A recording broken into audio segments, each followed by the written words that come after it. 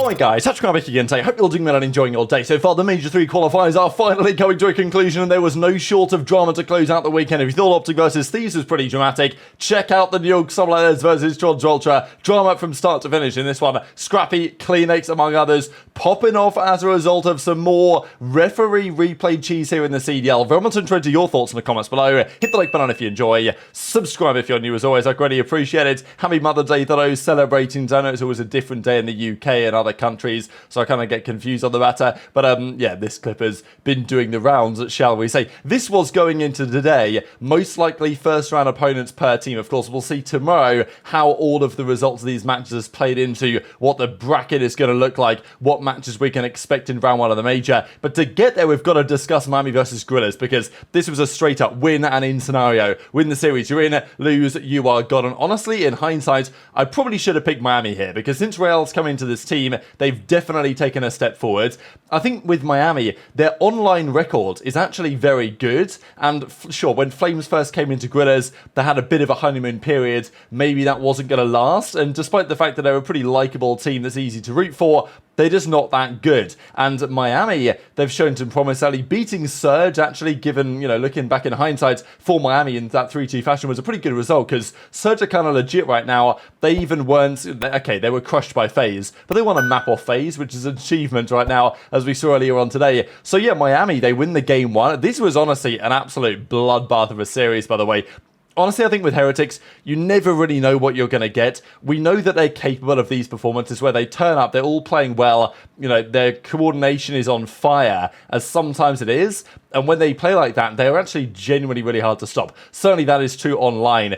This season, though, of course, they've started off on LAN a couple of times, the winner's side, and they've not won a map. So I think that's where with Heretics, you look at their numbers, you think actually they're not far off champs. They're in very much in that conversation right now, on and around the number they need to get to the World Championship. But because they've done all of that online, which also is true for the Los Angeles Thieves, to be fair, they maybe get somewhat underrated in these online series. So we shall see how they fare on LAN, but they will be starting in the winner's bracket. They dominated the first half point. They then made a big comeback in the search and destroy. I think it was 4-2. Then there was a questionable round for Gorillas, and all of a sudden Heretics are taking it 6-4, and this final game was an absolute bloodbath. I mean, I've not really seen numbers like this. Fame was trying, but apart from that, nobody had any kills. And the post-game scoreboard was pretty ugly. DiamondCon, right? It is interesting to just keep tune on this, because Stage 1 DiamondCon was kind of frying. Assault has been poor the whole season, but then they got rid of Assault for Flames, and now DiamondCon's here with a 0.5. I mean, you don't do that every day. I think there was a couple of rage quits as well in the final game of this series. So yeah, frustration setting in for the Gorillas,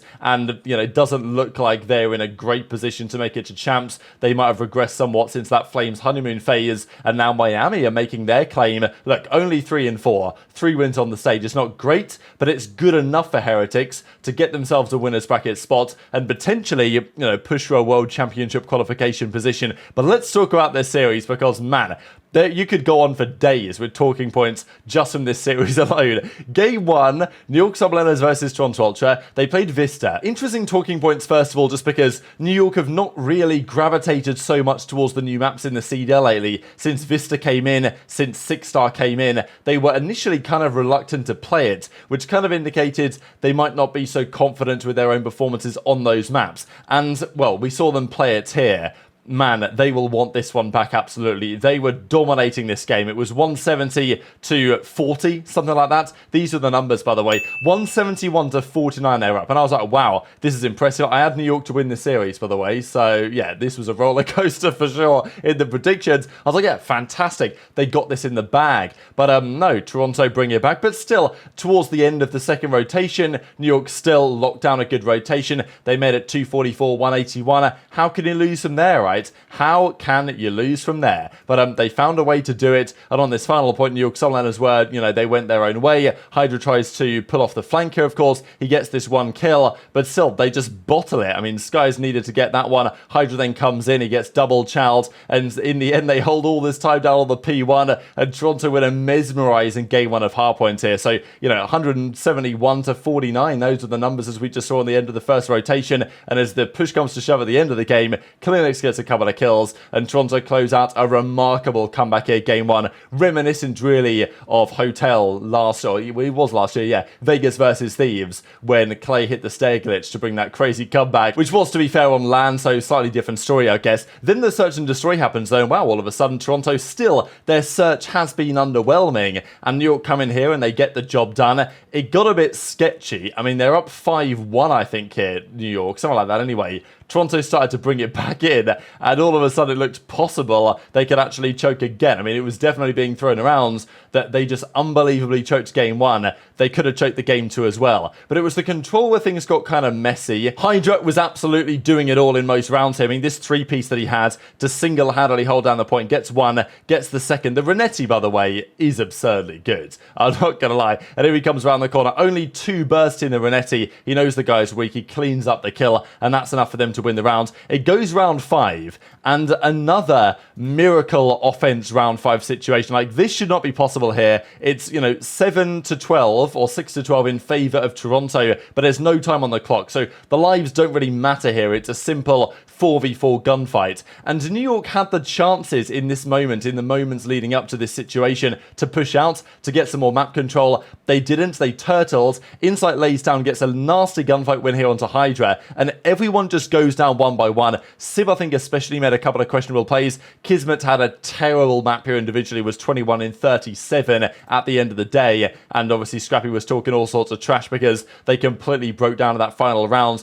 Big talking points about New York, because HyDra, I think, is still the same HyDra. Skyz is still very good. Sib is underwhelming, I would say, to say the very least. And Kismet, I don't know, people talk about him being a 150 HP merchant, and maybe there is some truth to that. But the drama absolutely kicked off here during this Game 4 hardpoint, because Toronto, they just won that ridiculous Game 3 that New York Subliners probably should have won. They're up 2-1, feeling good to close out the game. And guess what happens? They dominate the early part of this Karachi hardpoint, and then the game comes to an end. So as we can see here, and also to note, Scrappy had a kill. I think maybe Scrappy didn't get his, but CleanX got his. I think Envoy just got his. So there was 2 streaks on Ultra Size. They had full rotation, full spawn setups, and the game comes to a close. Insight was there like, what do you mean, sunshine? And Scrappy, of course, was basically indicating the same thing. It was like, what are these guys doing? So Octane then on stream, I was listening to it, trying to get the leaks, trying to get the info. And Octane and Zuma, they're basically saying there was some controversy here, because apparently there was some lag,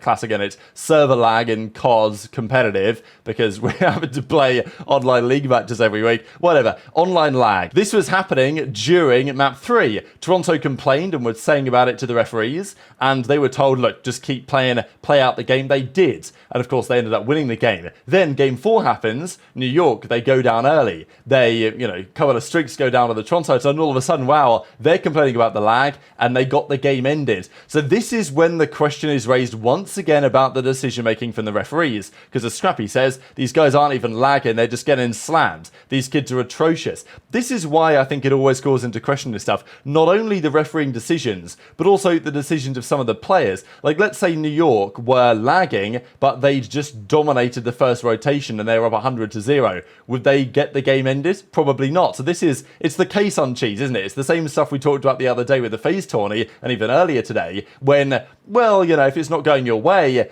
then sure, you talk to the ref and try and get the game cancelled, right? And apparently they were successful in doing so. Again, I do think the referees should be allowed some degree of discretion to make a decision that makes the most sense, but I also feel like there's got to be some ruling, hasn't there, where if X situation occurs, the decision is Y. As in, if somebody says they're lagging during a game, either you can end it and replay, or you can't. And maybe you just play it to the end and then replay if it was bad enough. I don't know. Obviously, there's no ideal solution here, but the fact that map 3, Toronto apparently complained about lag and nothing happens, and then map 4, New York complained about lag and they got the game ended and replays, yeah, doesn't feel great, does it? But Toronto, I think I could tell they weren't going to fall for any of the replay cheers here, because they came in wanting to slam these these guys. And Kismet, again, look, 4-15, had a really rough start to this hardpoint, and it was very quickly game over. Even this one here, where Sib gets absolutely slammed by Scrap, here it is. I mean, this is kind of reminiscent of what we saw with Pentagrxm versus Insight the other day. He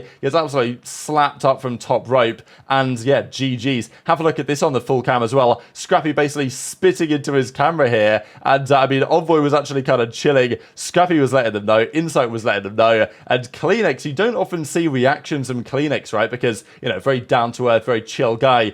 To see him really pop off towards the camera is something you're not going to see every day. And if you get CleanX, I wouldn't say rattled, but, you know, if you get him riled up, then it kind of shows that something pretty severe has happened here, right? So some good screenshots, of course, to throw on some thumbnails, I imagine, over the coming days as well to continue. CleanX did clarify, though, that he was actually not referring to those guys. He was referring to somebody else, as he says. This was not to New York. You can figure out the rest, i.e., referring to the referees, right? I think would be the indication that we could make here that CleanX was effectively, you know, putting the middle finger up to the decision makers of the referees during the course of that series. And even Scrappy was in the interview saying, yeah, it ain't the server, buddy. You guys are just getting slammed. So great storylines again. We know that the beef between Scrap and New York kind of goes way back because the World Championship last year, Scrappy made that statement on main stage, you know, shut down HyDra. These guys are trash, basically. Then we know that what Kismet did about that come the grand finals of that event. But now times have changed and Kismet doesn't seem the same player that he was last year. Sib is not doing for the team what Priestahh was doing last year. Man, crazy timeline. And as Envoy says, another year of asking for proper disconnect, lag and internet issue rules, but they don't seem to exist. The referees simply decide on a whim what they're going to do about it. So the overall numbers look like this. Envoy again was in the reds, but it's not the end of the world. And it was relatively even across the board, apart from HyDra with a particularly impressive series, I thought. Sib on paper, you know, did pretty well as well. He actually had the highest damage in the entire lobby. Not just actually Scrappy had that with a 90 bomb, but big drama, as you can basically always expect when Scrappy and these New York guys come to play. But the way that storyline's going to emerge into the major is massively fascinating, right? Because if New York have a really hard major, they've got to consider blowing it up, right? Going into Major 4 and the World Championship. Let's discuss the final series, OpTic versus the Los Angeles Thieves. OpTic, of course, favored in this one. I thought Thieves would put up a fight. They did put up a fight. I will say, though, Pred is disgusting at this map. The last couple of times we have seen Pred play sub-base hardpoints, he slammed New York on it back at the major, and now he's slamming these guys on Thieves. So, yeah, maybe don't chill OpTic on this map right now, at least unless you're a team that is really confident you can actually beat them on it, because Pred is a menace on this one. They won it relatively comfortably. Game 2, though, was, again, another weird match, because Los Angeles Thieves dominated OpTic the first few rounds of this. A Rio search and destroy, where OpTic have been pretty good, but maybe not spectacular at all so far this season. Thieves rush out to a 5-0 lead. Looks like they're going to stomp them. 6-0 whitewash. That is not what happens. OpTic bring it back, and they weren't far off actually pulling off the Full Sail here. So the Full Sail is kind of known as the Full Sail because of the Full Sail Invitational back in 2013, Complexity versus OpTic. I don't need to tell you guys the story, but Nadeshot was involved as that, right, pretty sure, right, as a player, and potentially he could have been involved in one here as an owner, right, because Thieves nearly made it happen to them. I mean, they lost 4 straight. Good adjustments for OpTic and good clutches, and again, Thieves and closing out games, they're not the best at it, are they? And we see that kind of continue when they had their chances. This was in the Invasion Control. I will say, Invasion Control, it ain't great to watch, but you do get maybe 15 seconds, 20 seconds every map where it's pretty intense, and that's what we saw here. OpTic are in the point. It looked like absolutely nailed on. OpTic were going to win this one, no problem at all. It's job done. They'd, you know, got the kills they needed. They'd got everyone out of the point, and it looked like it was all over, but they didn't stack the point as arguably they could have done. Shotzzy stays in this position, and then they kind of overchal from the hill. Shotzzy gets a nice kill, then he maybe over-aggresses, but to be honest, the guys in the hill chal and they die. Don't really know where Shotzzy's going there, and he allows them to run towards the hill and get all 4 dead. So it looked like OpTic were going to win their offense. They didn't, but they still secured the defense regardless. And then this was the moment that people were annoyed about, like let's say Octane was annoyed about from the Thieves side, because, you know, there's 2 in the points here. They got the break they needed, but Ghosty, again, it's one of those decisions. Do you stay outside of the point in their spawn to try and cut them off, or do you stack the point with 3 and then really make the other team rush? that is maybe the way to do it. Ghosty didn't decide to. Then Prid cuts off Kremp and OpTic get the break and they close out the game. And then they absolutely dominated the Vista hardpoint, 250 to 86. One of the more dominant performances in hardpoint we've actually seen so far this season. Prid again was on fire. So that was, I think, a bit of a statement series for OpTic. Yes, they lost the search and destroy, but winning the 3 respawns in the way they did, some dominance in there, some clutch factor in there as well. Certainly this final Vista was really, really impressive. They will take lots of confidence from that against a pretty solid Thieves team that were 5-1 going into this series. But OpTic closing out 6-1. They get the seeding they were hoping for. We'll look at the way the bracket plays out tomorrow. Very much interested in your thoughts on all this stuff in the comment section below. Hit the like button if you enjoyed. Subscribe if you're new. Take care. And I'll see you next time.